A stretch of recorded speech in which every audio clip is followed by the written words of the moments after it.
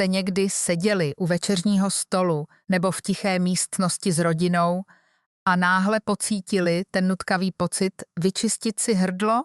Snažíte se to udělat potichu, ale nic nepomáhá. Kašlete, polikáte, pijete vodu a nic se nemění. Za minutu je to zase zpátky. Ten hustý lepkavý pocit vzadu v hrdle, jako by tam něco trvale uvízlo. Chci se vás zeptat zcela upřímně, jak dlouho to už trvá. Týdny, měsíce, možná i pár let. Pokud je odpověď měsíce nebo déle, zůstaňte prosím se mnou, protože to, co vám dnes sdělím, skutečně mění vše.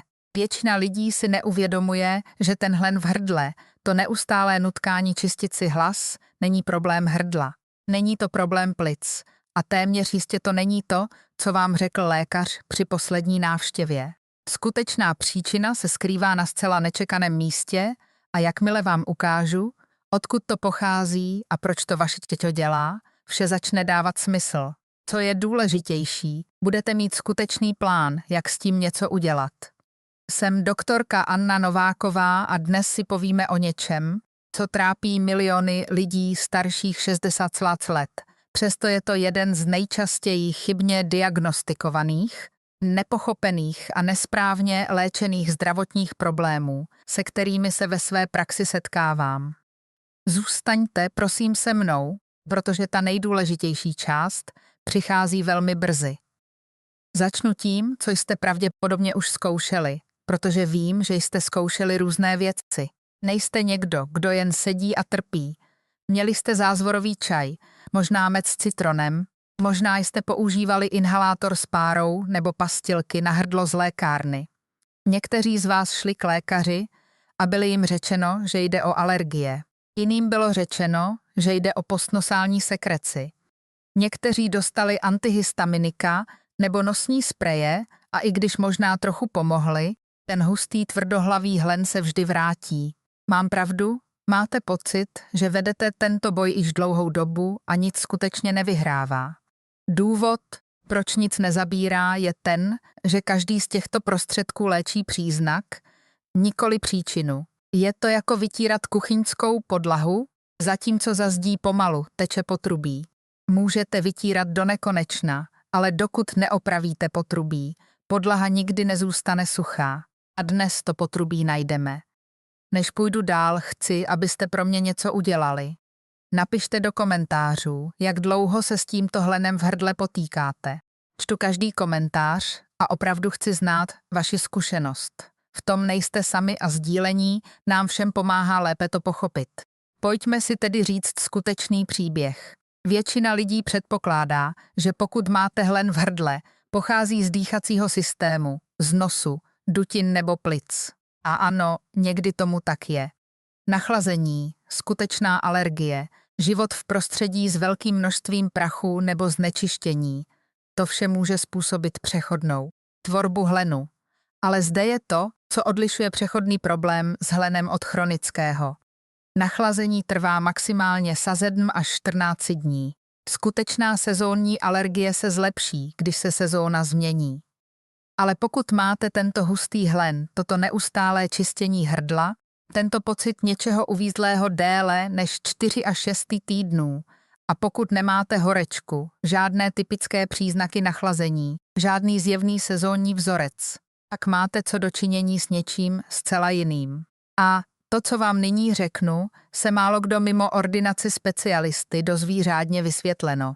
Skutečným viníkem většiny případů chronického hlenu v hrdle, zejména u lidí starších 60 let, je něco, co se nazývá tichý reflux.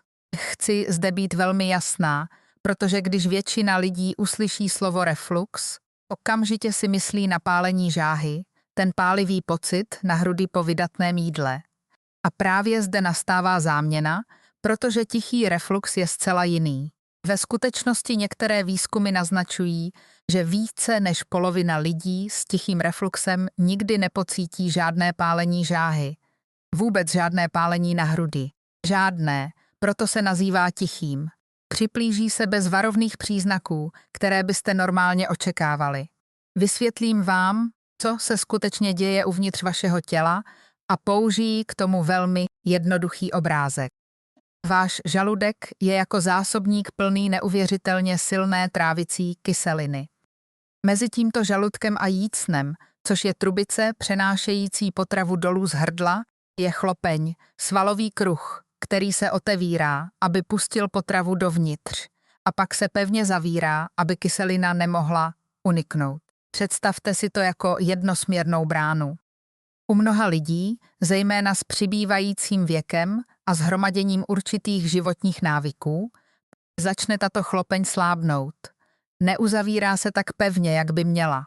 Přes den, dokud stojíte vzpřímeně a gravitace je na vaší straně, si možná nevšimnete ničeho špatného. Ale zde přichází to fascinující a upřímně řečeno trochu znepokojivé zjištění. Když si lehnete v noci, gravitace vám již nepomáhá a z té oslabené chlopně neuniká vždy velký příval kyseliny. Někdy to, co stoupá výše, spíše jako jemná mlha, kyselý výpar tak lehký a nenápadný, že ho nepocítíte. Tato mlha však cestuje celým jícnem a dosáhne části vašeho těla, která je nesmírně citlivá a vůbec není uspůsobena k tomu, aby snášela jakoukoliv kyselinu. Vaše hrdlo, oblast hlasivek, hrtan a hltan. Sliznice žaludku má silnou ochrannou vrstvu, která mu umožňuje každodenně zvládat kyselinu, ale vaše hrdlo takovou ochranu nemá. Takže když tam ta kyselá mlha dopadá noc za nocí, způsobuje jakési mírné chemické podraždění, jemné, ale trvalé pálení citlivé tkáně. A nyní přichází část, která přímo vysvětluje váš hlen. Když vaše hrdlo toto podraždění zaznamená, udělá tu nejlogičtější věc. Spustí poplach a začne produkovat hustou ochrannou vrstvu hlenu, aby se ochránilo. Ten hlen, se kterým se každý den potýkáte, není váš nepřítel. Je to pokus vašeho těla chránit vás. Vaše hrdlo buduje obrannou zeď, protože je každou noc napadáno, zatímco spíte a vy o tom ani nevíte. Proto čistění hrdla nikdy zcela nepomůže. Hlen odstraníte, ale podraždění přetrvává, takže tělo ho znovu vytvoří.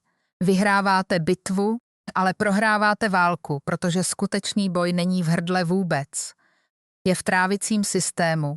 Ale počkejte, protože to, co vám nyní řeknu, se málo kdo vůbec zmiňuje a vysvětluje to, proč může být tento problém tak tvrdohlavý a frustrující.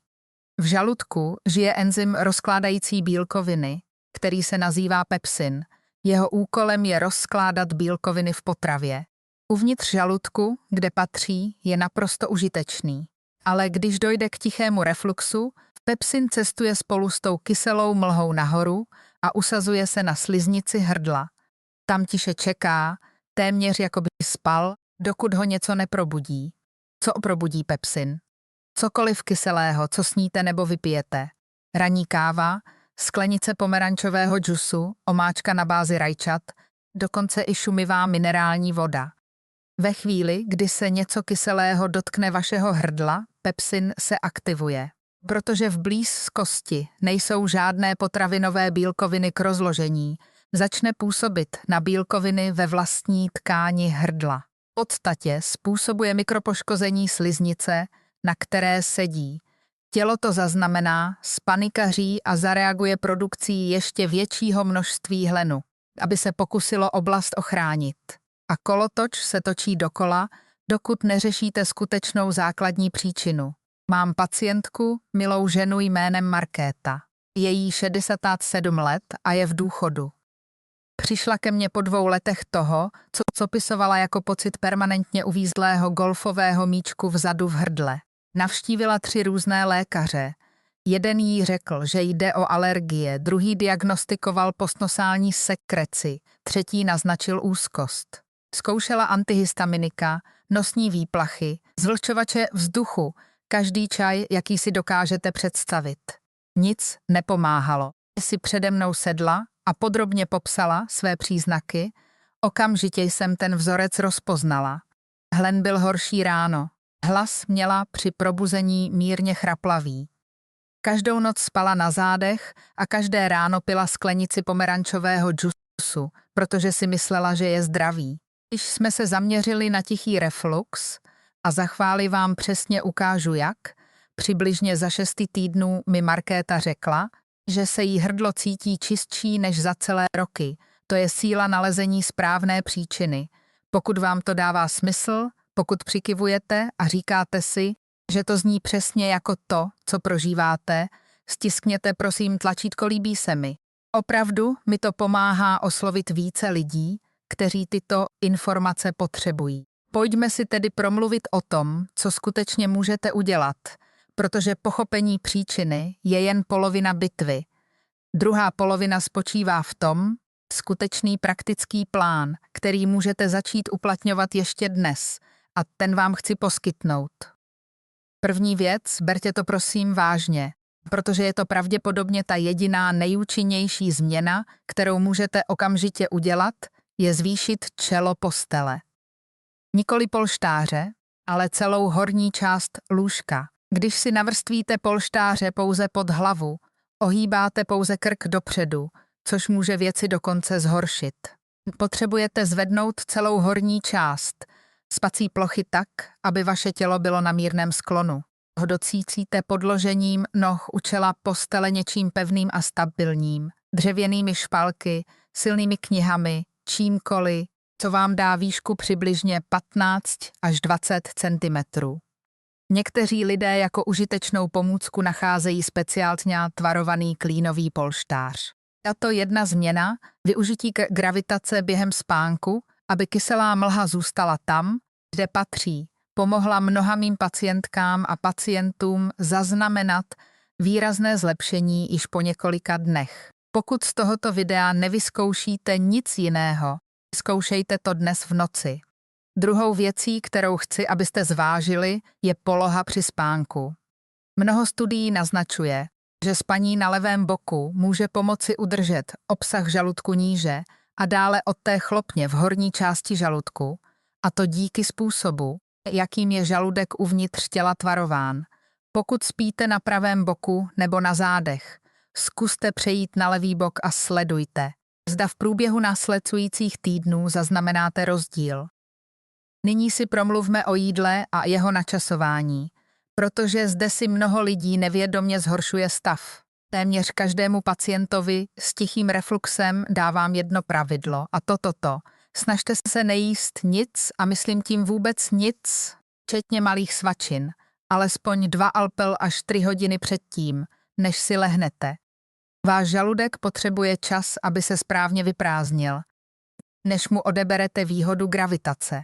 Žaludek, který je plný jídla, když si lehnete na plocho, je žaludek, který s mnohem větší pravděpodobností dovolí kyselé výpary uniknout nahoru.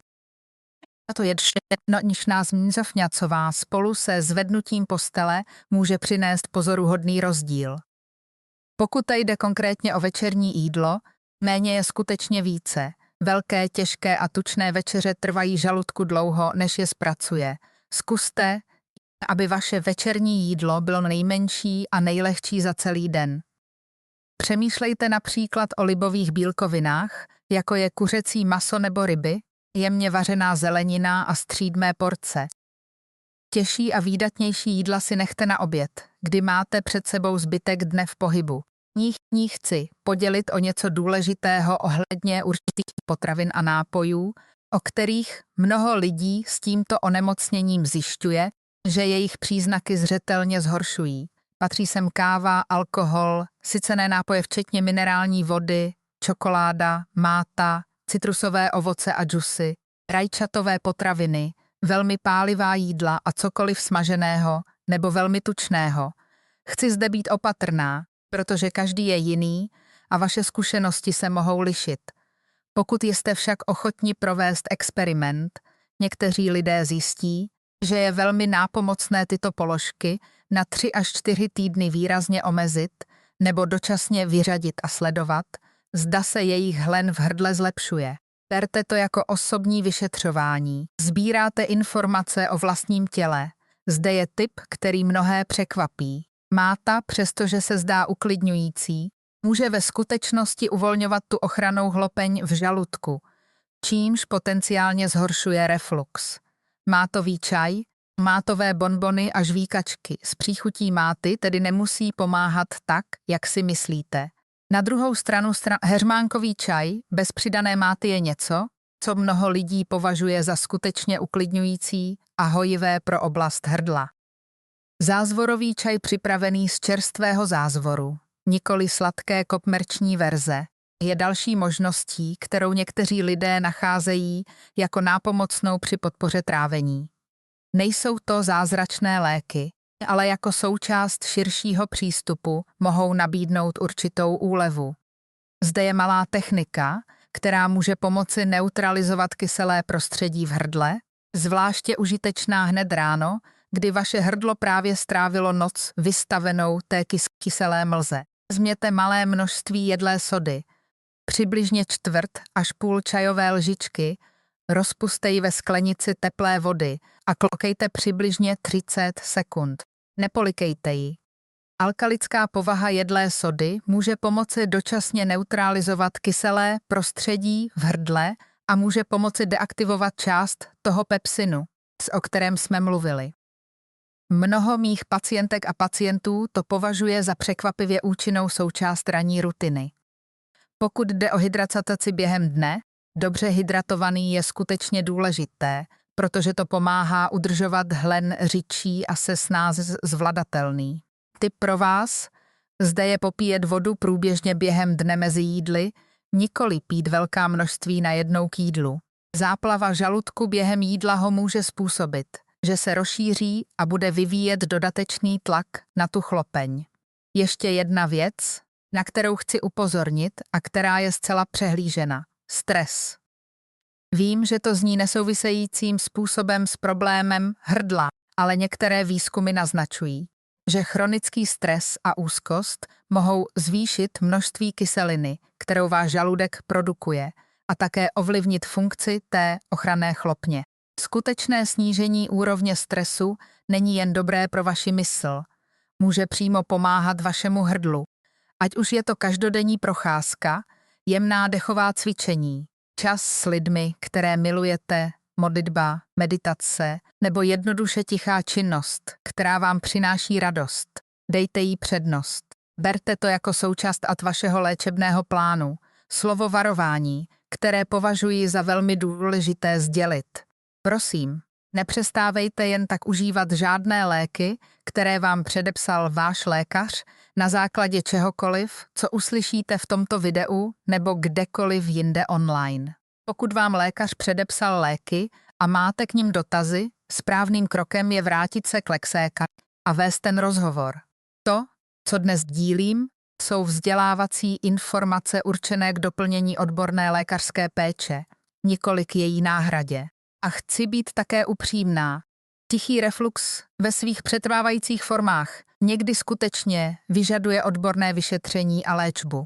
Pokud tyto životní strategie důsledně uplatňujete několik týdnů a nezaznamenáváte žádné smysluplné zlepšení, prosím, jednejte se k lékaři a prodiskutujte konkrétně možnost tichého refluxu. Existují testy, které mohou pomoci ho identifikovat a váš lékař vás odtud může vést. Dovolte mi shrnout vše dohromady, protože vím, že to bylo mnoho cenných informací a chci se ujistit, že odcházíte s jasnou představou o tom, co dělat. Základní poselství je toto. Chronický lepkavý hlen v hrdle je s největší pravděpodobností ochrannou reakcí vašeho těla na neustálé podraždění slitní způsobené tichým refluxem, kyselými výpary a trávicím enzymem zvaným pepsin, který noc co noc dosahuje vašeho hrdla.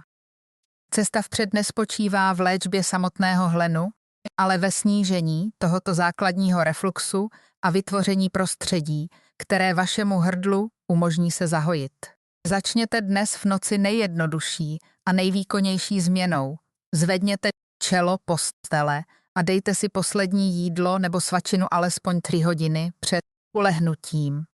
Od zítřka začněte věnovat pozornost tomu, které potraviny a nápoje zdají se vyvolávat nebo zhoršovat vaše příznaky a zvažte jejich omezení.